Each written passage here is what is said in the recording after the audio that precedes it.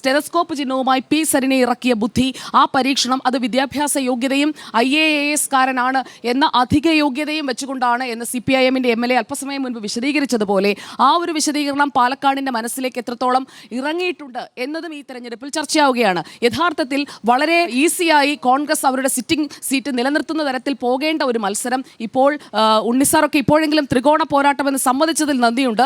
28-ാം തീയതി ഞാൻ മറന്നിട്ടില്ല. അന്ന് ഉണ്ണിസാർ പറഞ്ഞത് ഇവിടെ മത്സരം LDFും UDFും തമ്മിലാണ്, BJP ചിത്രത്തിലേ ഇല്ല എന്നാണ്. പക്ഷേ അങ്ങിപ്പോൾ പാലക്കാട്ട് വന്ന് സ്ഥിതിഗതികൾ മനസ്സിലാക്കി ത്രികോണ മത്സരം എന്ന് പറഞ്ഞിരിക്കുകയാണ്. UDFും കോൺഗ്രസും UDFും BJPയും തമ്മിലാണ് മത്സരം എന്ന് തന്നെയാണ് ഞാൻ അന്ന് പറഞ്ഞത്.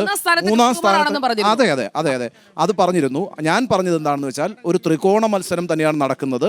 ആ ത്രികോണ മത്സരത്തിൽ 2ാം സ്ഥാനത്തേക്ക് സരിൻ വരും എന്നാണ് ഞാൻ പറഞ്ഞത്. 3ാം സ്ഥാനത്തേക്ക് BJP ത്രികോണ മത്സരം നടക്കുന്നത്. സരിൻ 2ാം സ്ഥാനത്ത് വരും.